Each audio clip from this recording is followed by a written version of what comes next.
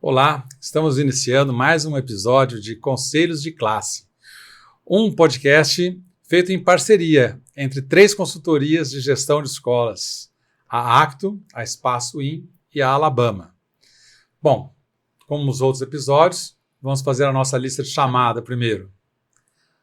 Ana Paula, Espaço In presente. Seguindo a ordem alfabética, conforme rege o Baiar aqui, que manda, né, no regimento do Conselho de Classe. Dagoberto, da Alabama, presente. E nosso convidado especial, Emerson, se apresenta um pouco mais, por favor. Conta um pouco quem é você. Bom, primeiro, obrigado pelo convite, feliz de estar aqui com vocês. Eu sou Emerson Bento, eu sou diretor de tecnologia educacional do Colégio Bandeirantes. Trabalho com inovação em ambiente escolar já há mais de 30 anos. Éramos todos jovens. Todos jovens. Eu tinha cabelo na época, inclusive.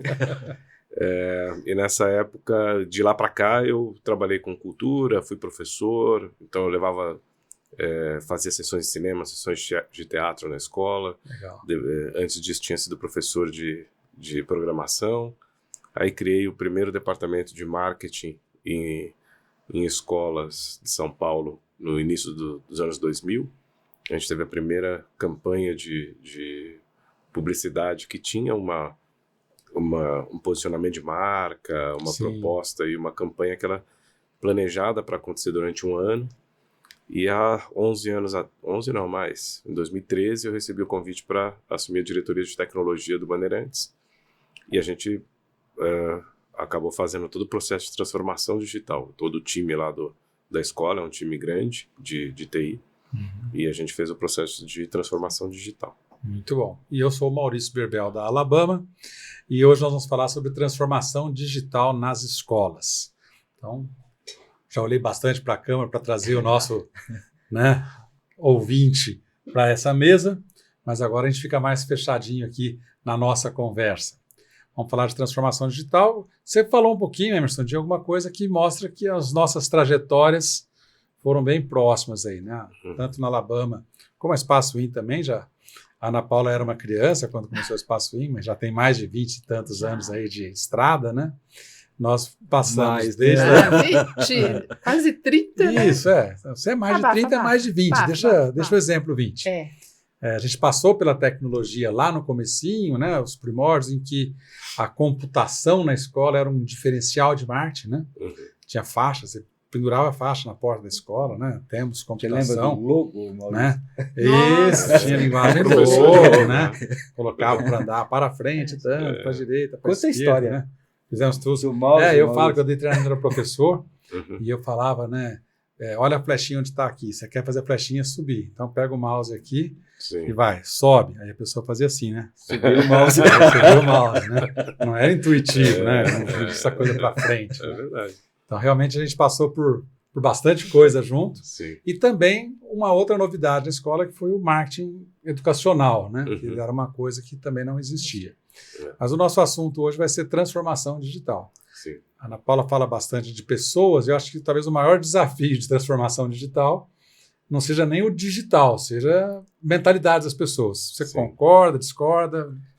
Vamos falar um pouquinho disso. Eu acho que a gente viveu um momento que a gente tinha, até a chegada dessas maquininhas aqui, o que a gente tinha na nossa vida eram as nossas máquinas dos lugares. Sim. Então eu tinha minha máquina do trabalho, eu tinha minha máquina em casa. Então a máquina sempre tinha a ver com o seu espaço. Aí vieram os laptops, que alguns já começavam a carregar essa máquina, mas o celular no bolso, ele trouxe a computação para todo mundo ter a máquina e ir no bolso a todo momento. Então você não precisa, muitas vezes é ele que te chama, você não precisa abrir a máquina para consultar alguma coisa. E algo muito mais pessoal também, né? Porque antes o computador era o computador da empresa, vamos dizer assim, outras pessoas podiam sentar naquela estação, né? Hoje não, hoje é alguma coisa muito íntima, é quase como um óculos ou um... A gente dificilmente passa o dia sem ele. Se esquece, você volta para pegar, né? Isso. É uma coisa que você precisa estar com ele na mão. E nem empresta muito também, né? Você empresta um pouquinho, o computador você fala, você está usando, não está? Então vou fazer aqui, mandar um negócio, né? É uma coisa muito individual. E isso, nos últimos anos, eu sempre começava as palestras, quando eu era convidado, e eu falava assim, o que está mudando não é a tecnologia, o que está mudando é a forma como a gente se relaciona. Por quê? Porque a gente começou a ter, mesmo quando a gente vai explicar alguma coisa para alguém, a gente hoje faz assim, você já viu isso aqui? É no 1 para 1. Antigamente era uma coisa que você punha todo mundo numa sala e fazia aquela capacitação coletiva para usar, nesse tempo que a gente está falando dos laboratórios, você punha todo mundo no laboratório para ensinar a usar tecnologia. Hoje, quanto mais você estimula as pessoas a fazerem no 1 para 1, mais funciona. Isso ficou muito claro na primeira capacitação que a gente fez lá no Bandeirantes, em 2014. A gente, em 2013, decidiu que a gente ia colocar o tablet como material didático obrigatório para os alunos. Só que para os alunos terem o tablet, a gente precisava que os professores soubessem usar. Então, a primeira coisa que a gente fez foi, em outubro de 2013, a gente perguntou para os professores quem já tinha usado e os que não tinham usado, se eles queriam usar ou não. A gente tinha 60% dos professores que já tinham usado o tablet uma vez, 40% que nunca tinham usado. Só que desses 40%, mais de 38% disse que queria aprender a usar. Isso foi bom. Isso é um bom sinal, né? Um bom sinal. Porque era uma coisa que estava todo mundo falando muito na época. Então, o que a gente fez? A gente comprou um iPad para cada professor. A gente entregou esse iPad em dezembro para eles irem para as férias, para brincar com os filhos, com os netos. Isso. E eles terem uma interação com essa máquina que fosse uma interação muito mais pessoal por conta dessa individualidade que você falou. A aula invertida aí, né? Flip the classroom, né? Já acontecendo. Você já deixou na mão dele ali, vai aprendendo com o filho, com o neto. Quando voltar para a semana de planejamento, já vem mais ou menos... Já com alguma intimidade que ele não tinha. Sim. Só que qual que foi o problema? Quando eles chegaram, eles estavam com as máquinas, eles já tinham alguma autonomia. Então, quando a gente tentou fazer aquela capacitação nos moldes antigos, vamos vir aqui para projeção e tentar mostrar o que está acontecendo, eles estavam lá trocando entre eles. Olha o que eu aprendi aqui, olha o que eu aprendi ali. Então, na primeira capacitação, na primeira formação, a gente sentou, o time, né, sentou para fazer o que funcionou, o que não funcionou. Veio essa história. Não dá mais para fazer desse jeito. A gente.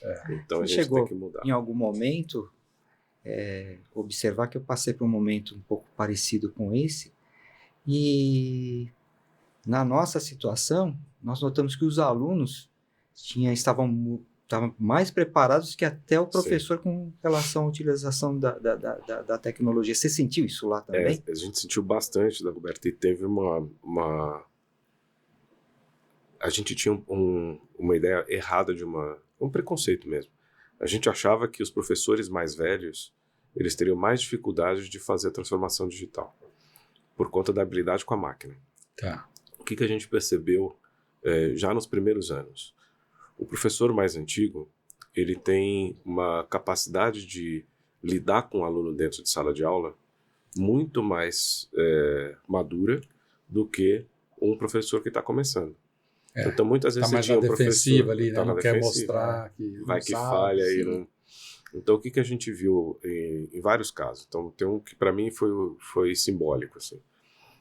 Duas professoras de português, elas tinham uma aula que era sobre vocabulário. Então, elas passavam uma lista, o aluno tinha que decorar o vocabulário e elas faziam chamada oral. Aquilo era um momento de tensão na sala, porque a gente lembra, a gente fez chamada oral, a gente lembra o que era fazer uma chamada oral. Elas fizeram isso gamificado. A gente ajudou elas a fazer isso gamificado. E os alunos começaram a fazer jogo de memória e jogar um contra o outro. Só que aí, para eu ganhar do Maurício, eu tentava decorar o mais rápido possível para eu conseguir fazer aquela... E virou uma grande brincadeira, aquilo tudo. E aí os inspetores, eles ficavam preocupados porque a sala parecia que estava bagunçada, né? Estava barulhenta, eles estavam interagindo muito.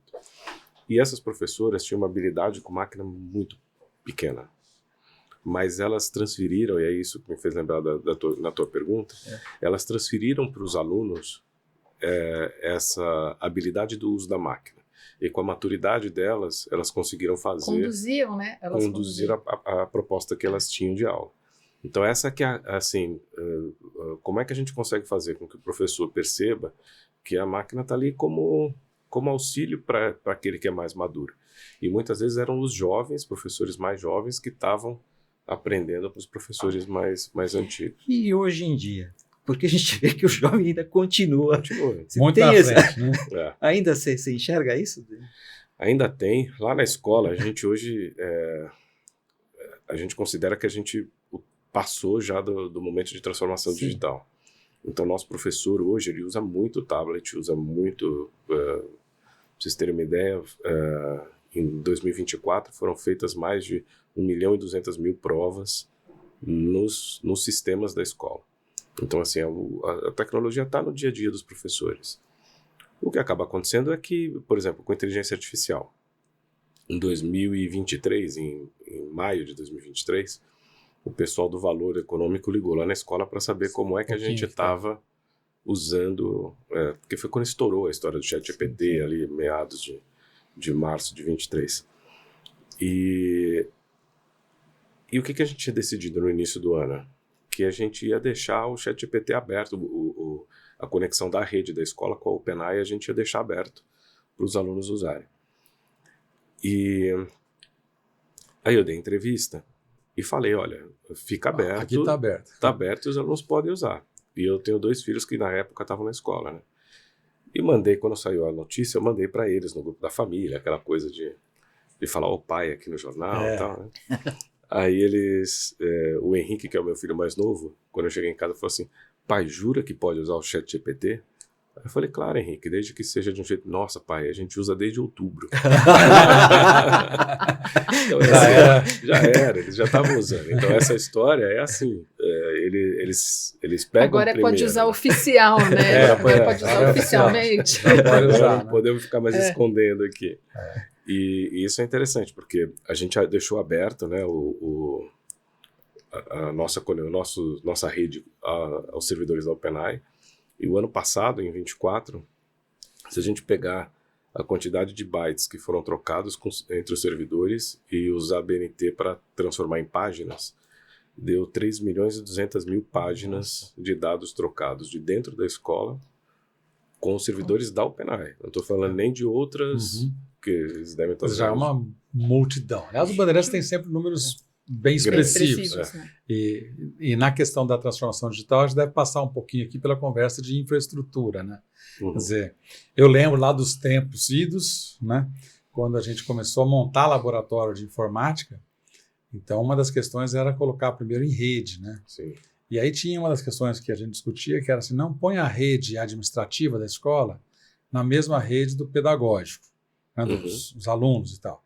Por conta de sobrecarga, por conta de vazamento, a meninada vai... Porque as senhas, já imagina, naquela época, gente. Hoje ainda é assim, né? Qual que é a senha da secretária? É 1, 2, 3, 4, né? Aquela coisa bem difícil de descobrir, né? E a molecada ia pegar. Mas eu lembro de uma escola que puseram tudo junto, e aí na época era o comecinho do Windows. Então, quando começava a aula, era assim, pessoal, vamos lá.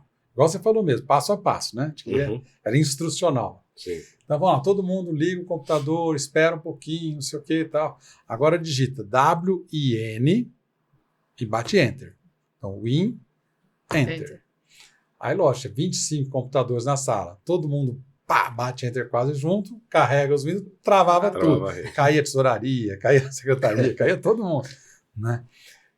Infraestrutura. Sim. Hoje, eu acho que as redes são mais amplas, mas a demanda também é. Um pouquinho de como é que é uma infraestrutura de TI num colégio do tamanho do Bandeirantes. Você sabe que foi por causa da infraestrutura que eu quase caí no começo do projeto, né? Porque o que acontecia? A gente, logo no começo, quando a gente resolveu, nem tinha o nome de transformação digital, a gente falava, vamos para o mobile. Certo. A gente decidiu que a gente ia substituir a nossa rede física por uma rede Wi-Fi. Ao mesmo tempo a gente estava mudando o RP, saindo de um RP que estava na escola há 30 anos, que todo mundo usava, para ir para o TOTUS, que é um RP robusto, mas difícil de usabilidade. A gente ia pegar um aplicativo e fazer um aplicativo para colocar o nosso boletim, não ia ter mais boletim em papel, Isso em 2013, 2014 começou. Super e isso inovador. não tinha. Só que quando a gente deu o tablet lá para os professores e eles foram para a sala de aula e não tinha rede cabeada, o que eles usavam da nuvem ficava travando. E a gente não conseguia. Aí os engenheiros da Apple ajudar a gente, porque era um projeto super pioneiro em escola, e mais os nossos especialistas, e a gente não conseguia fazer a rede parar ter em pé. banda para aquilo tudo lá. Depois a gente foi descobrindo várias coisas, mas, por exemplo, na época, a forma como um aparelho da Apple se conecta à antena era diferente da forma do Android. Então, o Android, sempre que você ia para um lugar que tinha uma antena com sinal melhor, ele troca. Ele já puxava. E da Apple, não. Então, o que acontecia? O professor saía do primeiro andar e ia para o terceiro, ele ficava com um restinho de rede. Mas ele não conseguia trafegar o que ele precisava. Caía a performance. Tá. Então a gente teve que começar a fazer. Hoje, como que a gente está? A gente, no ano passado, antes da questão dos celulares, né? Da proibição dos celulares, a gente tinha por volta de 3.600 máquinas conectadas ao mesmo tempo na nossa rede, todos os dias, todos os momentos. A gente tem um AP de rede por sala de aula, em que a nossa equipe fica monitorando o quanto que eles usam. E é uma estrutura super profissional. Emerson. Só um pouquinho, o Band é uma escola super conhecida aqui em São Paulo, mas o podcast vai pelo Brasil todo, não sei se em outros lugares. Então acho que era bom a gente passar um pouquinho a imagem que tem de um colégio que tem quantos mil alunos? Hoje a gente está com 2.700. Quase 3.000 alunos. 11 andares, né? Uma das torres, né? Em cima, né? Uma das torres. A outra tem mais então, é uma escola que fica numa região bem movimentada em São Paulo, perto do metrô Paraíso. Então, dava para fazer vários episódios sobre o Band, né? O facilities, a logística, o pedagógico, mas eu acho que o interesse do gestor aqui, como nós vamos falar de transformação digital, mas já dá para imaginar o desafio que é. O Wi-Fi já é meio complicado funcionar até em casa. Na minha casa tem que ter um repetidorzinho de sinal, né? Você imagina num prédio desse com mais de 3.000 pessoas conectando todo dia, né? Entre alunos, professores, certamente passa disso. São né? 61 antenas, né? Olha, 61? Espalhadas na escola. Muito bem. Então eu te cortei, Ana, desculpa. Vai lá. Eu estava pensando aqui, né? Com toda essa estrutura, com toda essa movimentação e com todo o recurso que o Band tem, a gente sabe que é uma escola à frente. Como que foi a proibição do celular? Como é que vocês se readaptaram ali? A gente começou a se preparar em agosto do ano passado. Porque eu vim acompanhando o que estava acontecendo na Assembleia. Em agosto começou a ter um movimento de pais e de famílias por conta do uso do celular. E a gente tinha até alguns contrapontos para fazer, mas a gente via que era uma avalanche que não dava para fazer contraponto e a gente tinha que se preparar para a proibição do jeito que ia vir. A gente ficou muito tenso assim até meados de outubro, porque o que aconteceu? A gente fez o processo de transformação digital, inclusive dos nossos materiais. Então, como eu falei para vocês, assim, a nossa estrutura de avaliação hoje ela está muito apoiada em tecnologia. Acabar com a tecnologia significava ter que voltar muita coisa para trás. Então, os nossos livros hoje, as nossas apostilas, tudo digital. Tudo digital, praticamente tudo digital. Só os pequenininhos que ainda é muito papel, mas quanto mais eles vão crescendo, mais fica digital. Meus 2 filhos, eles iam basicamente com o iPad para a escola.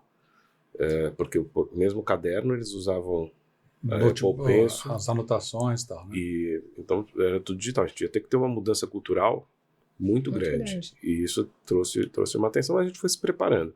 Quando a gente viu que estava indo para aquela história de que poderia usar desde que fosse para finalidade pedagógica. Sim, um pouco mais razoável. Né? Aí a gente falou, bom, então por aqui a gente consegue sustentar. De fato, assim, né, se a gente for olhar o celular, ele atrapalhava, porque o aluno pode usar embaixo, ele mais fácil. Tem um distrator, né? Tem. Ele tem um distrator mesmo. Quando Tira atenção. Se o aluno não tiver muito foco, e a gente sabe que não, porque uma hora sobe uma mensagem, uma hora sobe, né? E às vezes ele estava a distância que eu estou da Dagoberto e ao invés de eu falar, eu mandava uma mensagem. Sim. Sim. Então, essa forma de comunicação que estava sendo diferente, que é o que eu falei no começo do livro. Muda a forma da O gente se antigo relacionar. bilhetinho que a gente mandava pro colega no fundão. Vai no WhatsApp. Agora vai no WhatsApp. Então, tinha algumas coisas que a gente precisava melhorar. Mas eu faço uma crítica a isso, que assim, lá atrás, a minha grande briga, assim, do que eu defendia muito na questão do uso de tecnologia, é que a gente tinha que parar, pensar e entender como que isso interferia nas nossas escolas. Eu acho muito ruim a gente ter chegado num ponto de que o governo tem que chegar e falar o que a gente tem que fazer. Nós tivemos um episódio que esse assunto veio bastante à tona. A gente estava com o Meckler, que é um cara também super ligado à tecnologia, e ficou meio que 3-1 aqui na mesa, assim, 3 achando assim, infelizmente eu sou a favor da lei como está, porque é a menos mal. E o Danilo sustentou de que ele era contra, porque ele achava que era assumir um fracasso mesmo da escola, não conseguia. Acho que você ia fazer então virar 3-2. Ia fazer virar 3-2. Porque porque eu acho que tem um outro problema, e esse vai ser mais rápido, que é a chegada de inteligência artificial. E não dá para a gente trabalhar a inteligência artificial se não tiver máquina. Sim. E essa máquina não é uma máquina coletiva, é uma máquina individual. Então, se você tem o seu chat GPT, você tem a sua conta, e ele começa a te identificar. E ele começa a trabalhar com a sua individualidade também. E isso é tão real, Emerson, para te cortar. Eu vejo isso com os redatores, né? Eu estou fazendo um trabalho paralelo com os redatores para chegar na construção de um branding para uma escola. O meu redator escrevia de um jeito, eu escrevia do outro, e a gente construindo. O meu chat tem a minha personalidade, ele tem uma escrita muito mais dinâmica, muito mais criativa, muito mais, até uma copyright mais agressiva, e o meu redator não. A gente escrevia a mesma coisa e saía diferente. Então isso que você está falando faz todo sentido, né? Eu posso fazer um observação, me fez lembrar um ponto que a gente conversou até um pouquinho antes. Você falou do volume de dados que vocês têm lá, né? E eu recentemente li um livro, o livro chama Inteligência Artificial, o autor é Kai-Fu Lee. Quem puder ler esse livro é interessante. E em um dado momento ele comenta que a proliferação de dados é o novo petróleo. Como o Bandeirantes, não sei se vocês estão pensando, está usando essa riqueza dentro do colégio. Você falou um pouquinho dessa questão, né? ChatGPT, inteligência artificial. Vocês estão trabalhando com isso? Hoje, como a gente fez uma lição de casa 10 anos atrás, de começar a estruturar os dados dentro da escola, porque também não adianta esse dado sujo, né? Esse dado que não... então hoje a gente tem a nossa base de dados, qualquer relatório que você for acessar online, ele bebe na mesma base de dados. Então não tem aquela coisa, tá aparecendo 40 alunos numa sala aqui, no outro relatório aparece 38. Sim. Qualquer relatório que você for usar, você vai estar com o dado ali do momento, do que está no RP. Isso possibilita que a gente hoje conecte um agente, que a gente já está com um teste bem avançado já. A gente deve fazer uma reunião hoje à tarde para validar com toda a diretoria. A gente está com um agente que ele entra no nosso RP, a gente pede para ele avalie o aluno tal. Aí ele entra lá no RP, puxa os dados e traz uma avaliação. Então, nos vários exemplos que a gente testou, teve um que veio assim, esse aluno é um excelente aluno, ele teve uma queda de rendimento durante uma semana, e durante essa semana é bom olhar porque ele passou 2 vezes no ambulatório. Uma com dor no joelho e outra com dor de cabeça. Então, esse é o tipo de informação que a gente, como ali no dia a dia, na escola, você não vai conseguir fazer. Exato. E então a máquina ela pode te ajudar com trazer esse tipo de dados para você trabalhar. Isso é um ponto fundamental, né? Esse dia eu estava lendo uma coisa também que o cara falava disso, que a gente toma decisão baseada em dados, e às vezes a pessoa fala assim, não, eu prefiro olho no olho. Aí você fala assim, não, eu também adoro olho no olho, mas exatamente porque eu, quando estou no olho no olho, eu tenho interesse naquela pessoa, eu me valho dos dados para poder atender melhor essa pessoa, né? Então, assim, o aluno vai ser muito mais bem cuidado pela escola se a escola tiver a disciplina de colecionar os dados adequadamente, de trabalhar os dados adequadamente, e ter um sistema que faz esse tipo de coisa que nenhum colégio conseguiria fazer, mesmo que chamasse a a reunião semanal com a enfermaria, com orientação educacional. Sim. Nunca ia conseguir saber que o Joãozinho, naquela semana, foi Sim. 2 vezes.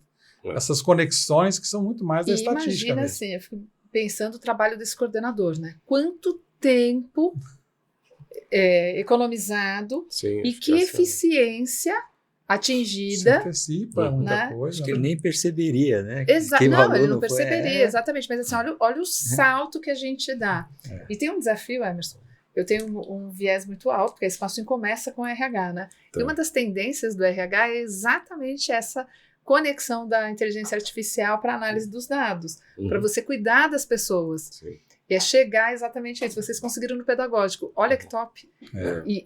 O RH hoje ele diz para a gente fazer essa conexão de dados para você cuidar do bem-estar e também para você entender os números que acontecem na sua na sua Melhora a empresa, na sua seleção, escola, melhora a reduz seleção, turnover, né? reduz turnover, até a parte do bem-estar. Então, como é que está o seu pessoal? Quantas vezes tem falta? Por que que essas faltas? O que que acontece? Né? E como que você vai propor novas melhorias? E eu acho que a gente precisa tentar escapar um pouco dessa questão de que você avaliar dados, você não está olhando para o humano. O ano passado eu fui participar do XSW lá em Austin. A abertura do XSW eram 2 mulheres, então assim, um auditório com 4.000 pessoas, a abertura do evento 2 mulheres. Isso por si só já era algo que não é muito comum, normalmente são 2 homens lá abrindo. Essas 2 mulheres, uma era uma diretora da agência espacial na NASA e a outra era uma poetisa. Legal, contraste. Dois maravilhoso. extremos, né? E a brincadeira dali, né, brincadeira seríssima, né, era assim, o quanto que uma estava olhando para o desenvolvimento para fora do planeta e ciência para fora, e quanto a outra estava fazendo a ciência para dentro. Sim. E as 2 coisas ao mesmo tempo. E o que era mais bonito ali era ver o quanto que as 2 se respeitavam. Antigamente tinha uma coisa que ou era uma coisa ou era outra. E acho que não tem mais espaço para isso. A gente fez o Bandia Talks um mês atrás, mais ou menos, e que a gente levou a Marta Gabriel. A gente tentou trazer um pouco... eu fui para lá paralelo ali, né? Um paralelo, porque eu fui com a Helena e com o Ricardo. A Helena é nossa diretora de planejamento estratégico, e a gente estava assistindo aquilo. Eu falei para ela, putz, Helena, a gente tem que replicar isso lá na escola de alguma forma, porque foi muito genial o que eles fizeram, né? Então a gente foi lá e deu olhou para aquilo e falou, vamos fazer aqui. E aí a gente trouxe a Marta Gabriel para falar sobre tecnologia e a Denise Fraga para falar sobre desenvolvimento humano. E exatamente para as pessoas verem que a gente falar de inteligência artificial é falar de desenvolvimento humano. E falar de desenvolvimento humano hoje, achando que não vai ter inteligência artificial, é uma ingenuidade, no fundo. Porque vai ter. E a gente precisa... Esse gênio não dá mais para pôr dentro da lâmpada. Então a gente tem que trabalhar com isso. A gente esteve junto, né? Nós Lá também assistimos a... Olha, e vocês atingiram o objetivo. Foi maravilhoso.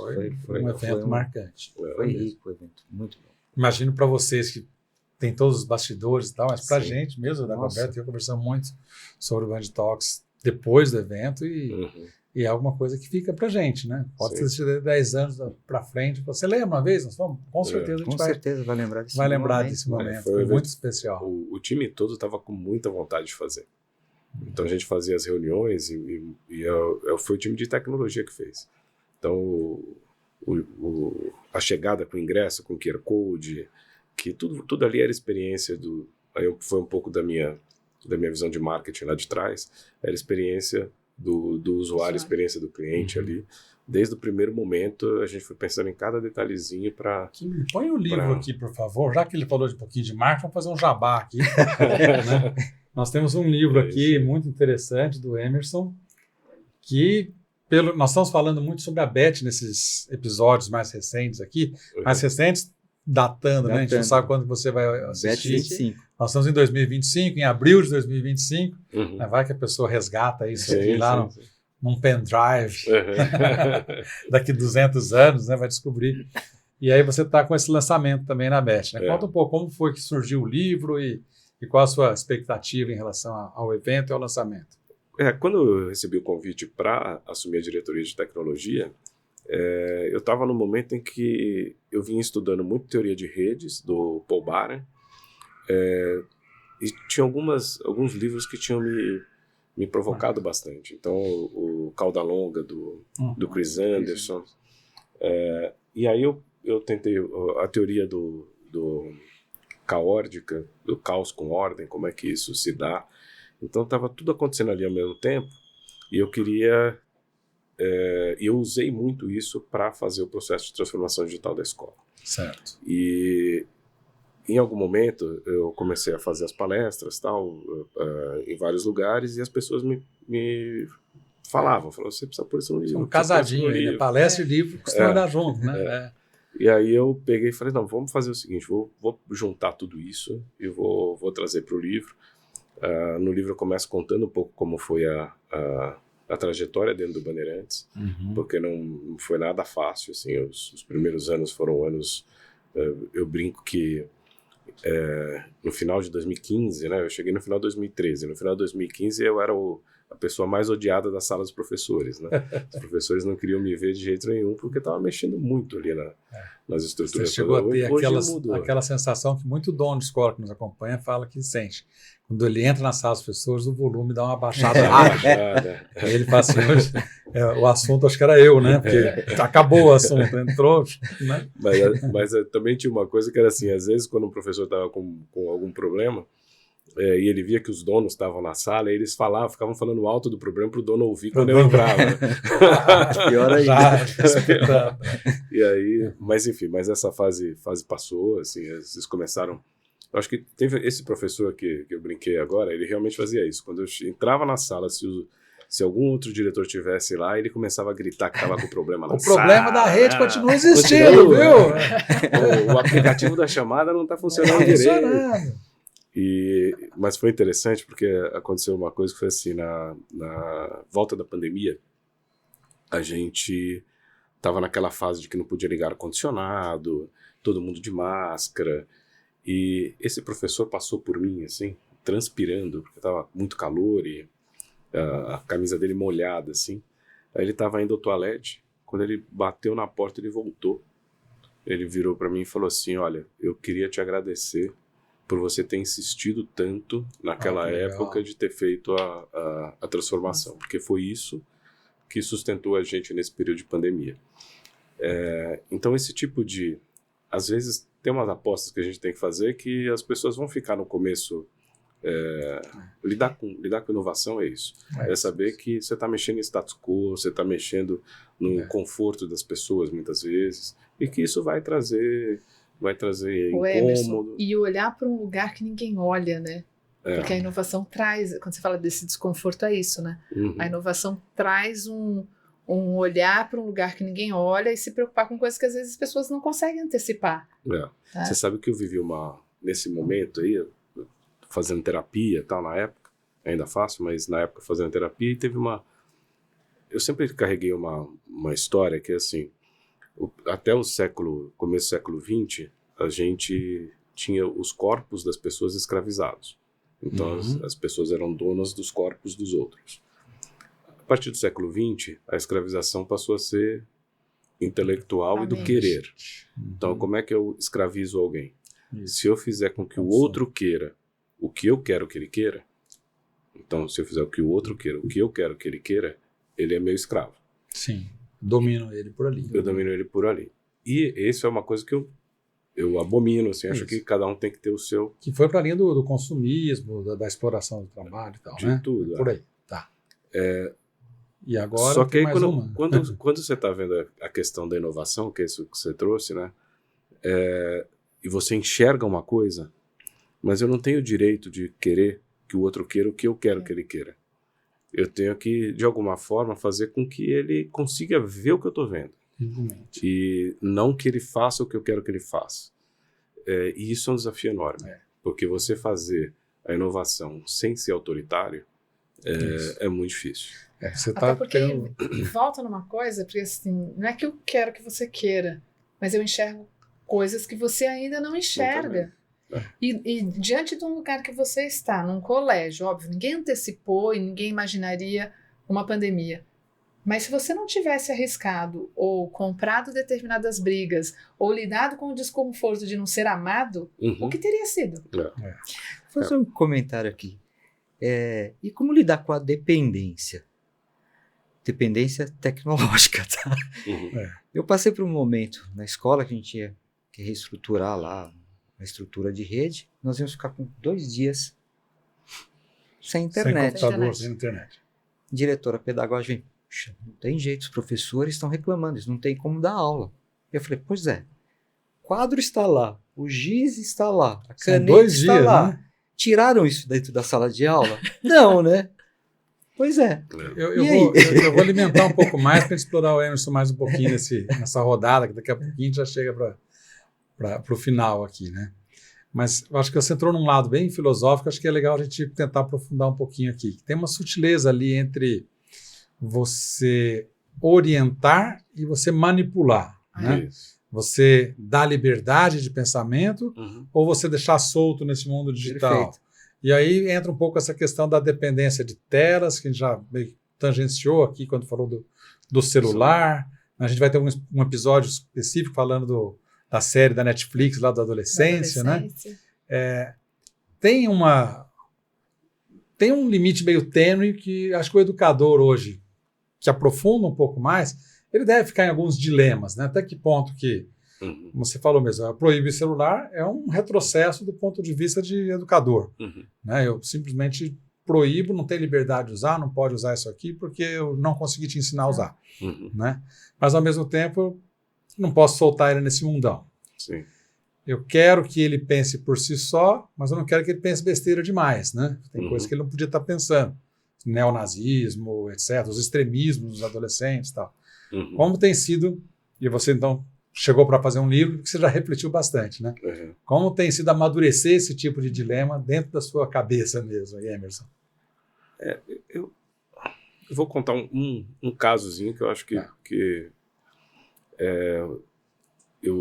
como eu falei, eu tenho 2 filhos e eu tinha um deles, quando eu estava com 12 para 13, estava vivendo aquele momento da adolescência dificílimo, a mais gostosa, a mais deliciosa, e que ele está descobrindo o mundo dele. Tá vivenciando eu estou vivendo essa. Aí eu cheguei um dia na terapia, me joguei no sofá assim e falei, Vera, já usei todas as minhas ferramentas e não sei mais o que fazer. Já usei ferramenta como educador, já usei ferramenta como pai, já usei ferramenta pessoa física, eu mesmo. E aí ela ficou uns 3 minutos em silêncio. E aí ela virou para mim e falou assim, você não sabe mesmo? Aí eu falei, não. Aí ela falou, você já experimentou só amar? Legal. E aí foi uma coisa que assim, eu falei assim, pô, que ela tá querendo onde ela tá querendo me provocar, né? E eu realmente acho, Maurício, por isso que foi a provocação lá no IA Talks, a gente não vai conseguir segurar a chegada de inteligência artificial. Se a gente não aprender a voltar para a gente mesmo, a ter autoconhecimento, a conseguir fazer a nossa mente ficar mais calma, a nossa mente... todas essas técnicas de meditação que existem, se as pessoas não aprenderem a fazer essas coisas, a chance da gente ficar mais enlouquecido, que é esse mundo que a gente vê aí fora, que as pessoas perderam completamente, muita gente perdeu completamente a noção do que é o cuidar do outro no dia a dia, é o bom dia, é o sei lá, você tá em 2 pessoas e chegaram mais 2, tem uma mesa vazia aqui, chegaram 4 pessoas aqui, você vai pular para a mesa do lado para os 4 ficarem juntos. Umas coisas que são umas gentilezas bestas, assim, mas que mudam. Então, eu acho que a gente precisa olhar muito para a tecnologia para não fracassar como a gente fracassou. Eu acho que nós, educadores, fracassamos com relação ao celular. E acho que se a gente não fizer essa autoavaliação, porque a gente tem que corrigir essa rota logo, né? Quer dizer, tudo bem, a gente fracassou, mas não pode ser para sempre, não pode jogar toalha, né? Não pode, não, de jeito nenhum. E agora é olhar assim, por que a gente chegou no momento em que a gente teve que proibir mesmo, pedir ajuda para o Estado proibir, por que a gente não soube educar as nossas crianças? E agora com que vai vir inteligência artificial. Porque é muito mais... A gente vai viver uma fase em que, pela primeira vez, assim, as tecnologias elas sempre ajudaram muito na questão da mão de obra, né? Do processo, mas o intelecto ele sempre ficou meio preservado nessa história. Então, se você tivesse um desenvolvimento intelectual, era o Pix. Você vai ali e você está salvo. Exato. O que começa a ter com a inteligência artificial é que aquela segurança que a gente tem na nossa capacidade cognitiva, ela vai ser superada pela máquina. Então, já estão encontrando que o menino foi 2 vezes na enfermaria. Já é. Né? Você pede para revisar um texto seu, eu agora tenho escrito todas as minhas crônicas, eu passo 1 ou 2 vezes. A contracapa, nós também estamos lançando um livro na BET, né, que é o Conselho de Classe. Nós pegamos os primeiros episódios e transformamos em livro. E usei muito inteligência artificial, tanto para transcrever os episódios, quanto depois para melhorar o texto, depois precisando de uma inteligência natural, que foi a Júlia que fez essa parte de adaptar o texto. Mas eu estava lá fazendo o texto de contracapa, eu mandei para o capista o texto que eu tinha sugerido. E aí ele escreveu uma série de críticas do texto. Falou, o texto está legal, está gostoso, está lá, mas... E aí, plá, umas 4, 5 críticas bem contundentes. E aí... Eu fui no chat GPT, pus o meu texto, falei, eu quero que você seja o meu editor. Eu fiz esse texto aqui e recebi essas críticas aqui. Se você quiser ver o que ele escreveu, é só olhar a contracapa do nosso livro. Está praticamente o que o chat GPT fez. Ele interpretou a crítica de um jeito muito maduro, muito legal, fez um outro texto, mudou, estava em primeira pessoa, vai para terceira, reduz o tamanho, ajusta não sei o quê.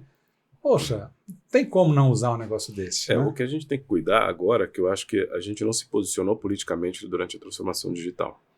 E acho que, mais uma vez, a tecnologia vai ficar na mão de poucos. E a gente tem que tomar muito cuidado com a questão de diversidade, porque o que essas máquinas vão entregar para a gente nas nossas perguntas é um modelo mental. São respostas a partir de um modelo mental. Qual que vai ser esse modelo mental que vai estar nas máquinas? Então, isso acho que é uma questão que a gente tem que se preocupar e se colocar. Eu tenho uma preocupação que é geracional. Nós aprendemos o pensar. Estamos aprendendo a questionar, a fazer perguntas inteligentes para pôr o chat para funcionar. Quando eu olho para os meus filhos, e eu sou super fã que eles usem o chat, mas eles precisam aprender a perguntar de um lugar que eles ainda não têm o domínio, né? Então o chat é muito o carinha que vai me ajudar a fazer o trabalho. Mas a gente passou por uma transformação, vai lá na biblioteca, pega o livro, pega não sei o quê, pesquisa. A gente tem um repertório maior, eles não têm, eles vão aprender nesse momento.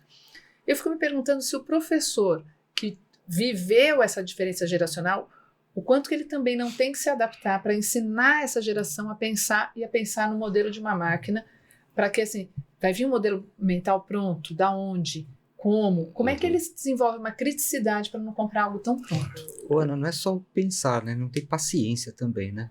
Um imediatismo tremendo. Então, mas né? assim, vem tudo muito pronto. E como que qual é o meu raciocínio crítico? Qual é a minha crítica em cima daquilo? Porque eu pego o primeiro e tá bom, tá feito. E eu acho que aí é que entra uma transformação muito importante do professor. Sim. Esse professor que vai ser o tutor dessa geração, sabe? Que vai instigar o aluno usando a ferramenta. Se a ferramenta não estiver na mão do professor, aí tá complicado. Porque aí ele ficou do século passado mesmo e o aluno ficou solto com alguma coisa de um poder muito grande para o bem ou para o mal, sem uma orientação. E direcionando onde ele vai. Eu acho que a gente não sai do zero. Porque se a gente for olhar o trabalho que as escolas fazem, já tem muito desenvolvimento de senso crítico. Então, quando você pega, por exemplo, uma prova de geografia, muitas vezes o professor está trabalhando senso crítico ali. Num texto de uma redação que o aluno tem que desenvolver, ele está trabalhando senso crítico. Então, eu acho que a gente vai ter que aprofundar isso, e mais senso crítico e menos aquele conteúdo que vai estar na máquina.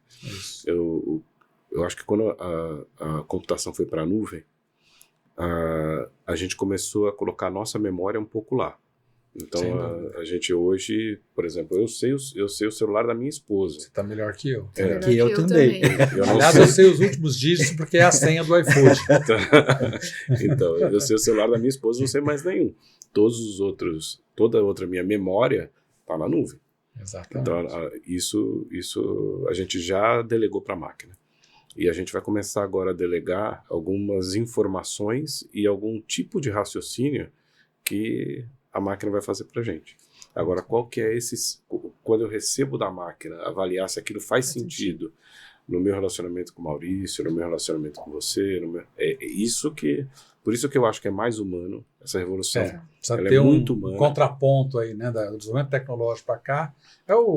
É a NASA e o poeta. E o poeta. Muito legal mesmo. É olhar para fora E olhar e olhar para para dentro. Ou para fora, expandir a velocidade, tudo bem. Tem muita coisa na tecnologia. Mas o seu tempo, a sua introspecção, a sua energia bem direcionada é uma coisa que a gente vai ter que desenvolver melhor. E né? é nisso que eu acho que a geração Z, que é tão questionada pela nossa hoje. Geração X, Talvez eles têm mais conhecimento desse lugar do que a gente. Propósito. A gente tem muito a aprender com eles. Ao invés da gente criticá-los, é falar, por que eles estão fazendo isso? Nosso papo teve um ritmo tão grande que acho que passou o tempo sem hora do recreio hoje, né? Foi mesmo. Então, vamos direto para a lição de casa. Aqui a gente tem umas brincadeiras, né? Então tem a lista de chamada lá no início, tem a hora do recreio que eu esqueci, porque a conversa fluiu muito, e tem a lição de casa. Então, alguma mensagem, alguma lição de casa, em ordem alfabética também. Então, Ana Paula, dê a sua lição de casa para quem está nos ouvindo. Eu diria que a gente está passando realmente por uma mudança geracional e uma transformação digital. Então, se você ainda não foi lá praticar, não usou o chat, vá lá, gente. Ainda com medo, mas vai com medo mesmo. Vai brincar no chat GPT, tem muitos aprendizados ali. Muito bem, Dagoberto. Eu vou entrar na onda do medo agora. Tá? A gente fala muito em cuidar das estruturas de tecnologia, de rede, mas cuidado com a segurança dos nossos alunos. Pensando exatamente na estrutura de rede que a gente tem, né? Não deixar tudo muito aberto, porque o perigo está aí, né? Então, avaliar se nossa escola está segura, nossa rede é segura, essa é a minha lição de casa.